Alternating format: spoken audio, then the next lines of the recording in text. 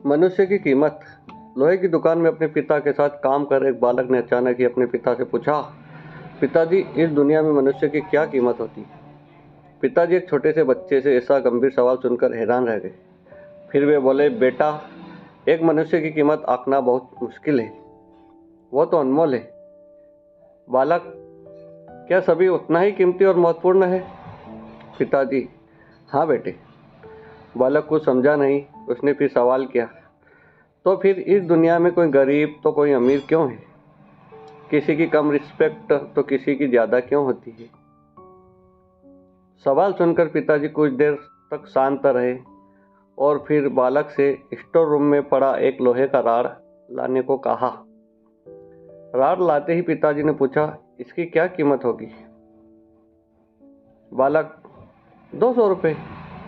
पिताजी, अगर मैं इसके बहुत से छोटे छोटे किल बना दूं तो इसकी क्या कीमत हो जाएगी? बालक कुछ देर सोचकर बोला, तब तो ये और महंगा बिकेगा, लगभग 1000 रुपये का।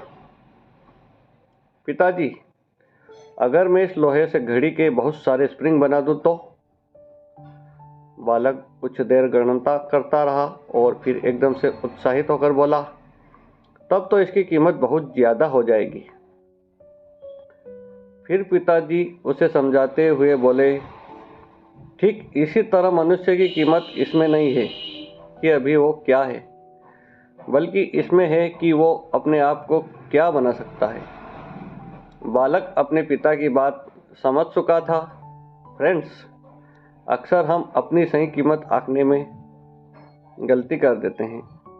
हम अपनी प्रेजेंट स्टेटस को देखकर अपने आप को वैल्यूलेस समझने लगते हैं, लेकिन हमें हमेशा अथाह शक्ति होती है।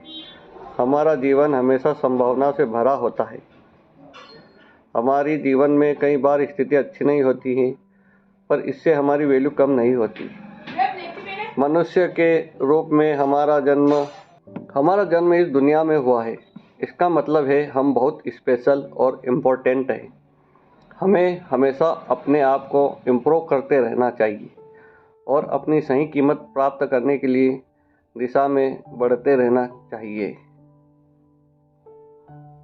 दोस्तों, यह कहानी आपको कैसी लगी? अगर अच्छी लगी हो तो चैनल को लाइक, शेयर और सब्सक्राइब ज़रूर करें। धन्यवाद।